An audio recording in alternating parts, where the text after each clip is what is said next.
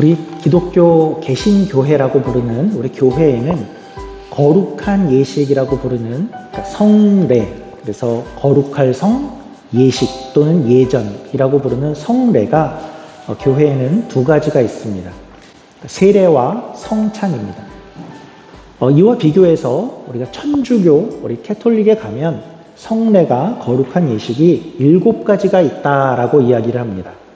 그러니까 많은 게 더 좋은 거 아닙니까? 이럴 수 있지만 꼭 그렇지는 않고, 거기는 뭐가 더 많이 있냐 하면, 예를 들면 결혼식, 그리고 신부로 서품을 받는 그러한 예식, 또는 고해 성사, 그러니까 이런 것을 다 성례, 거룩한 예식이다라고 그렇게 부릅니다. 그런데 왜 우리 교회는, 우리 교회 쪽은 왜 2가지만 하는가 할 때에, 그렇다면 결혼은 거룩하지 않은 것입니까? 다른 것은 다 하찮단 말입니까? 그렇게 물을 수 있지만 그런 뜻은 아니고, 개신교회가 2가지를 성례다라고 하는 이유는 이 2가지를 다른 것보다 훨씬 더 두드러지게 하기 위해서입니다. 그러니까 이 2가지, 그러니까 세례와 성찬, 이것들은 어떤 면에서 다른 것들보다 더 두드러져야만 하냐 하면, 이 2가지는 특별히 예수님께서 살아 계실 때에 직접 하라고 말씀하셨기 때문이었습니다. 그러니까 땅끝까지 가서 제자를 삼고 세례를 베풀라, 그렇게 말씀하셨고, 그리고 내가 다시 돌아올 때까지 너희는 나를 기념해서 성찬을 행하라, 그렇게 말씀하신 2가지여서 우리는 다른 것들보다 훨씬 더 이것 2가지를 성례로 갖고 있자라고 하게 되었습니다. 그래서 이 오랜 그 기독교의 역사 속에서 많은 이들이 이런 논의를 했었습니다. 교회는 어떤 것이 참 교회냐? 교회가 참 교회라는 것에 어떤 표지를 가질 수 있냐라고 할 때에 늘 2가지를 생각했는데, 그 중에 한 가지가 성례였습니다. 다른 한 가지, 가장 먼저 나오는 것은 늘 무엇이냐 하면 말씀입니다.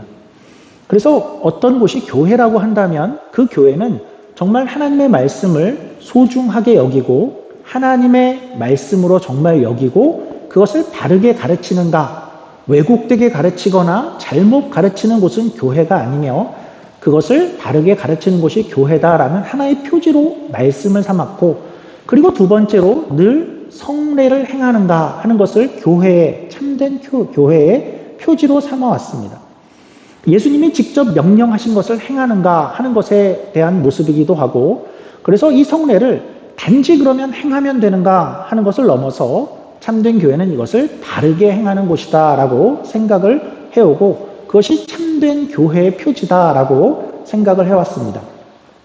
그래서 이것을 바르게 행하는 것이 매우 중요하기 때문에, 오늘은 우리 교회로는 이제 성찬을 처음 하는 것이기 때문에 오늘은 이 성찬의 의미에 대해서 좀 생각하는 시간으로 가지고자 합니다. 그래서 성찬식은 이제 뭐냐 하면, 우리는 성찬식에서 빵과 포도주를 먹습니다. 그래서 교회 생활을 좀 하신 분들은 이거는 뭐야 라는 것을 조금 알고 있지만, 교회를 혹시 처음 다니시거나 아니면 교회 밖에 있는 분들은 그러니까 이것의 의미를 좀 오해하기가 쉽습니다.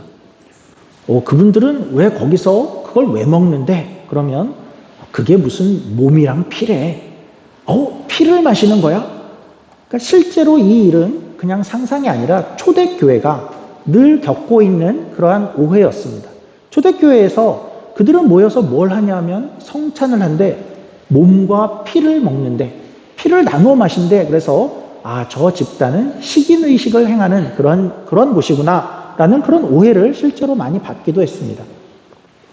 그래서 성찬식은 이제 예수님이 정하신 것인데, 십자가를 지시기는 그날, 그 전날 밤에 이제 최후의 만찬의 자리에서 이것을 정하셨죠. 최후의 만찬은 우리가 다른 곳에서도 유명한 것을 알고 있는데, 그림으로 유명한 것을 알고 있죠. 레오나르도 다빈치가 그린 그 그림을 잘 보면 그 그림의 묘미는 이 제자들의 표정에 있습니다. 그래서 그날 어떤 일이 또 일어났냐 하면, 예수님께서 한 제자가 날 배신하리라 라는 그 말씀을 한 날이어서, 어떤 제자들은 놀라고 있고, 어떤 제자는 동요하고 있고, 어떤 제자는 보면 나는 아닌데 하는 것 같이 보이기도 하는 그런 표정들을 잘 볼 수 있는 그런 장면, 또 그날이었습니다. 예수님이 그 마지막 밤에 이제 식사를 하시면서 이것을 너희가 행하라 하고 제정을 하신 것인데, 그렇다고 해서 이 예식이라는 것이 예수님이 어느 날 갑자기 야, 내가 정말 번뜩이는 아이디어가 생각났는데 니네 가서 오늘 포도주랑 빵을 좀 사와봐. 그래서 아주 새롭게, 이전에 전혀 없던 것을 새롭게 행하신 것이다 하면 그렇지는 않고, 그러니까 물론 그 의미는 새롭고 예수님이 정하신 것이지만, 이 날은 원래 어떤 날이었고, 그리고 원래 같이 식사를 하게 되어 있는 그러한 날이었습니다. 우리가 성찬식이 제정된 그 날로 한번, 우리가 본문을 읽었는데 그 날로 한번 가보시죠. 그러면 그 의미가 조금 더 살아날 수 있습니다. 그 날은 원래 어떤 날이었냐 하면, 그 날은 유월절 식사를 하는 그러한 날이었습니다. 유월절은 어떤 날이죠? 유월절은 지금까지도 유대인들에게 가장 큰 명절입니다. 가장 큰 절기이죠. 그래서 이 유래는 이렇게 되어 있죠. 구약의 출애굽기에 애굽에서 400년간 종살이를 하던 그 이스라엘 백성들을 이제 출애굽할 때에 10가지 재앙 중에 마지막 재앙이 이스라엘의 모든 사람과 동물의 장자를, 첫 태생을 죽이는 것이었고, 그런데 그냥 놔둬 버리면 그 심판을 행하는 천사가 와서 이스라엘의 장자도 다 죽일 수 있으니까 하나님께서 말씀하신 것이 정해진 음식과 흠없는 어린 양의 피를 문설주에 바르면 그 피를 보고 심판하는 그 천사가 그 피를 보고 그 집을 넘어가리라 해서, 그래서 유월절이죠. 한자로 얘기하면 넘어갈 유고 넘어갈 월입니다. 유월절이고 영어로는 패스오버라고 하죠. 넘어갔다라는 날입니다. 그래서 이 날은 구약에서 우리가 가장 중요한 날을 두 개 한번 뽑아 보십시오 하면 아마도 하나는 창조의 날이고 하나는 출애굽의 날일 것입니다. 그러니까 그 정도로 중요한 그러한 날이죠. 이 날은 무엇을 상징하냐 하면 하나님의 구원을 상징합니다. 하나님께서 얼마나 이스라엘 백성들의 편을 드셨고 그 백성들을 애굽의 억압에서, 그리고 그 속박에서 어떻게 해방시켰는가 하는 것을 가장 상징하는, 이스라엘의 하나님이시다 하는 것을 드러내는 날이고, 그래서 대대로 이 날은 이스라엘에게 있어서 하나님은 구원자시다 하는 것을 나타내는 그 날이었습니다. 우리 출애굽기 12장 13절 14절을 제가 한번 읽어드리겠습니다. 내가 애굽 땅을 칠 때에 그 피가 너희의 거하는 집에 있어서 너희를 위하여 표적이 될지라. 내가 피를 볼 때에 너희를 넘어가리니 재앙이 너희에게 내려 멸하지 아니하리라. 너희는 이 날을 기념하여 여호와의 절기를 삼아 영원한 규례로 대대에 지킬지니라. 그러니까 이렇게 명령을 했고, 그래서 예를 들면 이후 시간이 되어서, 그러니까 가나안에 이스라엘 백성들이 갔을 때에 막 손주들이 태어나고 그랬을 때 할아버지 할머니가 어느 날, 야, 내일이 유월절이구나, 우리 유월절 먹을 양을 준비하고 음식 준비하고 하자. 그러면 손주들이 와서 할아버지 할머니 이날은 무슨 날이에요? 라고 물어볼 것이고, 그럴 때에 우리 출애굽기 12장 26절 27절입니다. 그러니까 이후에 너희 자녀가 묻기를 이 예식이 무슨 뜻이냐 하거든 너희는 이르기를 이는 여호와의 유월절 제사라. 여호와께서 애굽 사람을 치실 때에 애굽에 있는 이스라엘 자손의 집을 넘으사 우리의 집을 구원하셨느니라 하라 하며. 그래서 그때부터 시작해서 이스라엘은 천년 이상을 이 날을 구원의 날로, 하나님이 구원하셨다의 날로 이스라엘은 알고 지켜온 그러한 날이었습니다. 그렇게 오랜 시간이 지나서 이제 신약 시대가 되었고 우리가 함께 읽은 누가복음의 본문의 이 날이 된 것입니다. 그 해에 유월절이 다가왔습니다. 예수님께서 이제 유월절을 준비하자라고 말씀을 하셨고, 그런데 이 날은 좀 쉽지 않은 문제가 한 가지 있었는데, 이날은 민족의 최대의 명절이고 모든 남자들이 예루살렘에 모이는 날이었습니다. 그곳에 모여서 절기를 지키는 그러한 날이어서 그곳에서 어떤 방을 찾거나 객실을 찾거나 하는 것은 결코 쉬운 그런 일이 아니었습니다. 그러니까 모든 이스라엘 지방에 있는 사람들이 예루살렘에 모이는 날이었고, 그리고 심지어는 외국에 사는 유대인들도 예루살렘에 모여서 어떤 방을 구한다라는 것은 결코 쉬운 일이 아니었고, 예수님과 제자들도 예루살렘이 본 고향이 아니고 그들도 타지에서 왔기 때문에 그러한 방을 구하는 것이 결코 쉬운 그러한 날이 아니었습니다. 그러니까 난처해할 수 있는 그런 제자들의 상황이었는데 예수님께서 오늘 다소 황당한 방법을 한 가지를 알려주십니다. 우리 10절 말씀을 보시면 물동이를 가지고 가는 사람을 우선 찾아라 라고 말씀을 하죠. 근데 헬라어 원어를 보면 이 단어가 어떻게 되어 있냐면 물동이를 가지고 가는 남자를 찾아라 라고 되어 있습니다. 그러니까 이 모습은 상당히 낯선 모습입니다. 그러니까 만약에 어떤 남자가 그렇게 하고 있으면 이것은 그 당시에는 굉장히 눈에 잘 띄는 그러한 모습이었습니다. 그러니까 왜냐하면 당시에는 그 물동이를 가지고 가는 사람들은 늘 여자였기 때문입니다. 우리가 비유를 한번 해보자 그러면 요즘 현대에는 잘 볼 수 있지만 우리의 아버지 세대나 아버지의 아버지 세대의 한국을 생각해 볼 때 거리에서 어떤 남자가 여자친구의 큰 핸드백을 들고 가는 걸 보면 그 당시에 어땠을까요? 눈에 잘 띄었겠죠. 저거 뭐지? 마치 그런 느낌이었다는 거죠. 아니면 우람한 남자가 치마를 입고 걸어간다든지 거리를 지나가는데 딱 눈에 띄는 그러한 장면이 바로 남자가 물동이를 지고 가는 그런 장면인 것입니다. 근데 신기한 것은 어떠한 것이죠? 예수님이 그렇게 말씀하셨는데 제자들이 나가보니까 진짜 그런 사람이 있었고 그리고 나서 뭐라고 하죠? 우리 방이 어디냐? 말하자면 다짜고짜 그렇게 물었고 여기 있습니다. 그러니까 조금 놀라운 그러한 방법으로 이 장소가 마련이 되는 것입니다. 그러니까 어떤 걸 우리가 좀 느낄 수 있냐면 예수님께서 뭔가 이 식사를 위해서 준비하고 계시고 치밀하게 이끌어가고 있다 하는 그런 느낌을 우리가 가질 수 있죠. 그리고 이어서 예수님은 또 어떻게 말씀하시냐면 누가복음 22장 15절 제가 한번 봉독해 드리겠습니다. 이렇게도 이야기하십니다. 이르시되 내가 고난을 받기 전에 너희와 함께 이 유월절 먹기를 원하고 원하였노라. 그러니까 뭔가 특별함이 느껴지시죠. 그러니까 유월절 식사는 매년 하는 것인데, 예수님이 뭐라고 얘기하시냐면 내가 원하고 원하였다라고 말합니다. 마치 올해는 특별한 거야. 꼭 해야 돼. 그러니까 본인이 이렇게 치밀하게 준비를 하시고 마치 이 날을 고대하고 이 날짜를 막 맞춰서 예루살렘에 온 듯한 십자가 지시기 전날 여기서 유월절 식사를 해야만 해 하고 그런 것 같아 보이죠. 과연 예수님은 그러면 고의적으로 이 날을 막 맞추신 것일까요? 맞습니다. 고의적으로 예수님은 이 날을 맞춰온 것입니다. 이 날만 아니라 예수님은 이 유월절 식사를 하고 그리고 십자가에 돌아가시는 날을 유월절에 맞추신 것이죠. 유월절 식사를 하고 이날 죽어야겠다. 왜지요? 왜냐하면 이 십자가의 죽음이 어떤 의미인지를 이스라엘에게, 유대인들에게 알려줄 수 있는 가장 좋은 날이기 때문에 그렇습니다.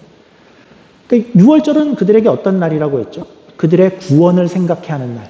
하나님이 구원하신 날을 상징하는 그러한 날이고 1000년을 넘게 그렇게 지켜온 그 날에 말하자면 그때에 오래전에 애굽에서 어린 양이 죽어서 너희를 살렸듯이 그리고 어린 양의 피가 너희를 살렸듯이 이제 예수님의 죽으심이 어떠한 의미인지를 가장 잘 나타내 줄 수 있는 그 날이 바로 유월절이었던 것입니다.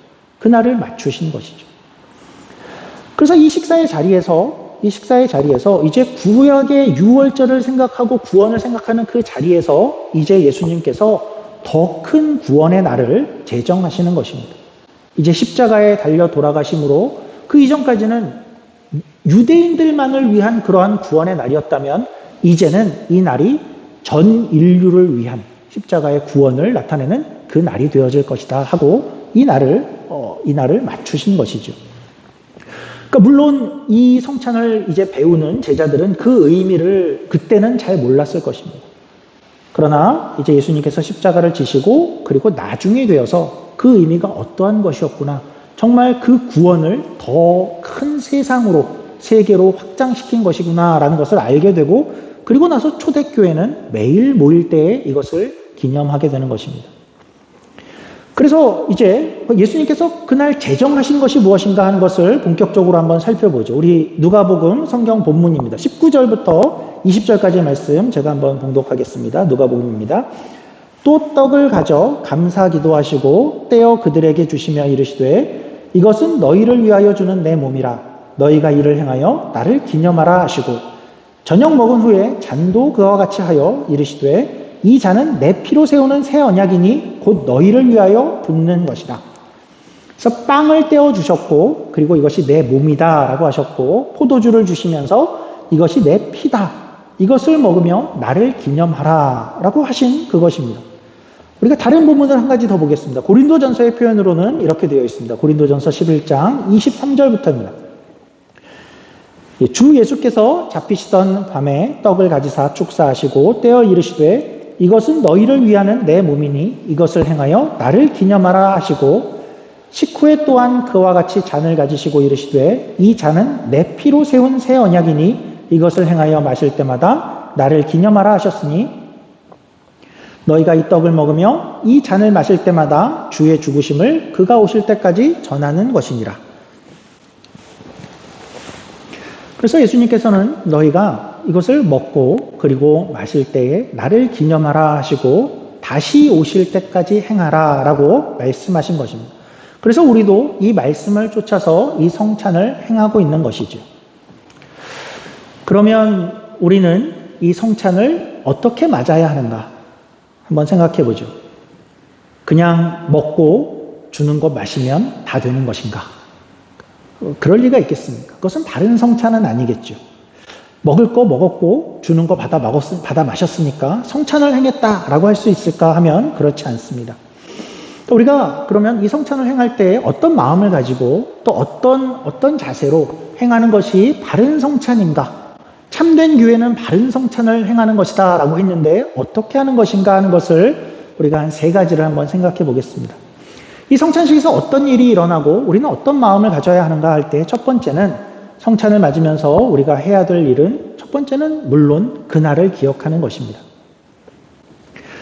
성찬식에서는 우리가 빵과 포도주를 대하게 되죠. 그리고 이 빵과 포도주를 대할 때에 예수님께서 십자가에서 찢기신 그 몸과 그리고 흘리신 피를 생각해 하고 그것을 기억하는 것입니다. 그리고 이 성찬을 행할 때 이 성찬은 이제 우리를 어디로 데려가냐 하면, 이 성찬식은 2000년 전에 그 갈보리 언덕으로 우리를 데리고 가는 것입니다. 눈을 감고 성찬을 받을 때에 우리는 그 장소로 가는 것이죠. 예수님의 십자가가 서 있고 그 주변에서 여인들은 울고 있고, 그리고 로마의 병정들은 조롱을 하고 있고 아우성치는 군중들이 있는 그런 2000년 전의 장소로 성찬을 행하면서 우리가 가는 것이죠. 그 가운데에는 예수님이 달려있고 그 예수님의 십자가에 달려진 모습을 우리가 보는 것이 성찬입니다. 그래서 우리가 이 예식을 행할 때에 이 안에는 엄숙함이라는 것이 늘 있게 되어 있습니다.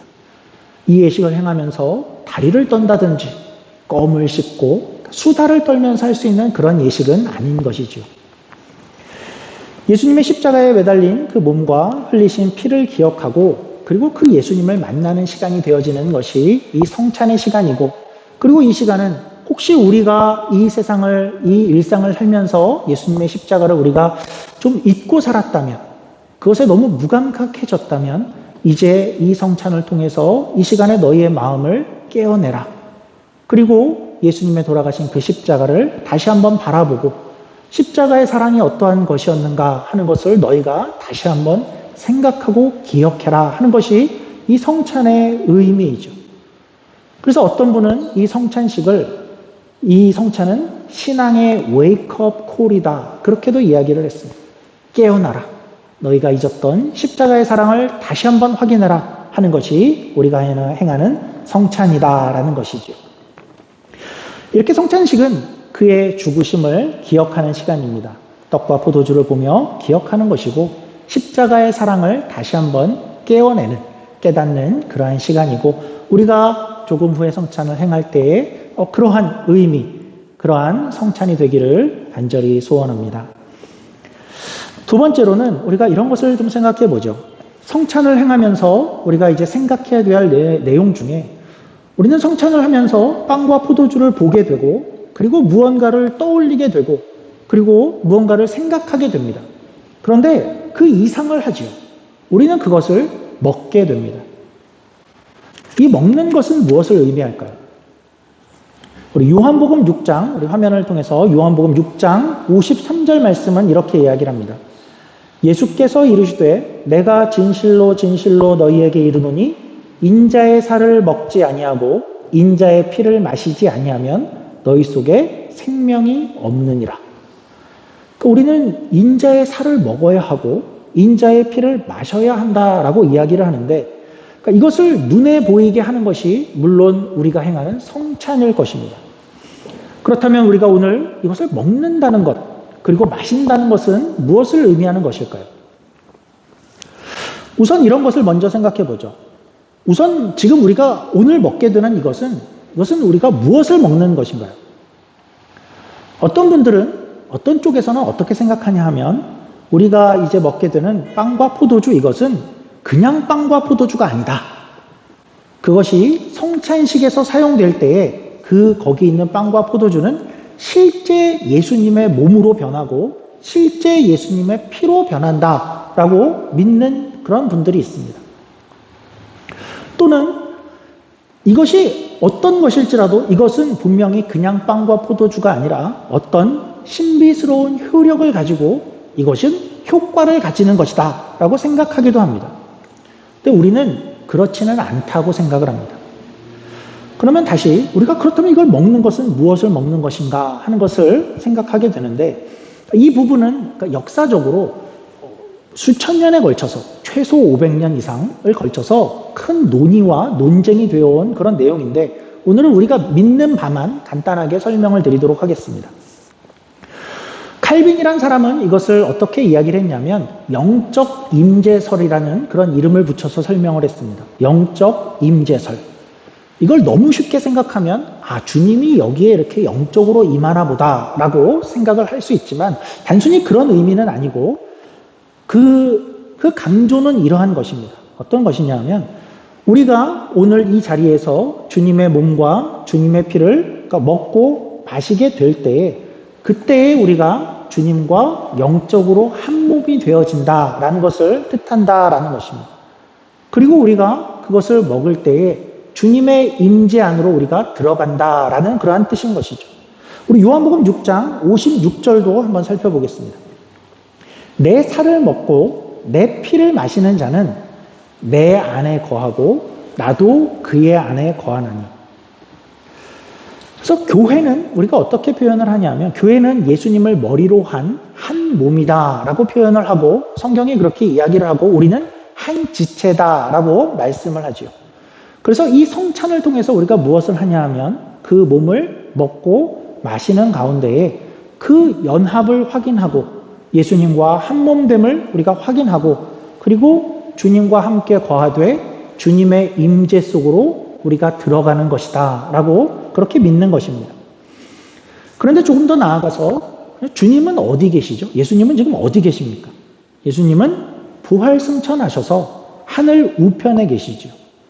그래서 우리가 주님의 임재 안에 들어간다라고 할 때에 어떻게까지 생각을 하냐 하면, 이것은 우리가 주님이 있는 곳으로 간다. 그래서 이 성찬은 영적인 의미에서 주님이 계시는 하늘로 올라가서 주님 곁에, 그리고 주님이 계시는 그 임재 속으로 들어가는 그러한 시간을 상징한다라고 그렇게 믿는 것입니다.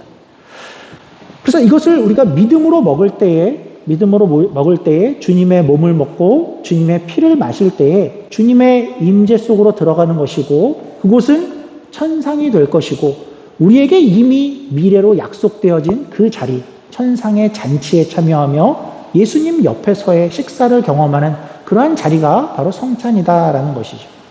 우리 요한계시록 3장 20절, 21절도 제가 한번 봉독해 드리겠습니다. 볼지어다 내가 문 밖에 서서 두드리노니 누구든지 내 음성을 듣고 문을 열면 내가 그에게로 들어가 그와 더불어 먹고 그는 나와 더불어 먹으리라. 이기는 그에게는 내가 내 보좌에 함께 앉게 하여 주기를 내가 이기고 아버지 보좌에 함께 앉은 것과 같이 하리라. 그래서 성찬의 의미는 어떤 것이냐면, 우리는 이곳에 있지만 미리 천상의 잔치를, 예수님 옆에서 그 식탁을 경험하는 그러한 자리가 된다라는 것입니다. 그러한 면을 우리가 고려한다면, 그러한 면에서 성찬이라는 것은 주님의 죽으심을 기억하기 때문에 굉장히 엄숙한 자리가 되어야 마땅한데, 그런데 동시에 주님은 죽으시고 그리고 끝난 것이 아니라 지금 살아서 부활하셔서 하나님 우편에 계신다라고 생각할 때에 우리가 그와 함께 식탁을 누린다는 것, 그것을 염두한다면 이것은 또한 기쁨의 자리다라고 이야기할 수 있는 것이죠. 그래서 어떤 분들은 이렇게 이야기를 합니다. 이런 면에서 어떻게 이야기하냐면 성찬을 너무 엄숙하게 하는 것은 그렇게 바른 것이 아니다라고 주장을 하기도 합니다. 기쁨의 잔치가 되는 것이어야만 성찬의 의미가 있는 것이다라고 주장을 하기도 하고, 또 다른 한편에서 어떤 분들은 예수님의 죽으심 앞에서 어떻게 그럴 수가 있느냐, 엄숙해야 된다라고 생각을 하기도 합니다. 어떤 것이 더 맞을까요? 둘 다 맞습니다.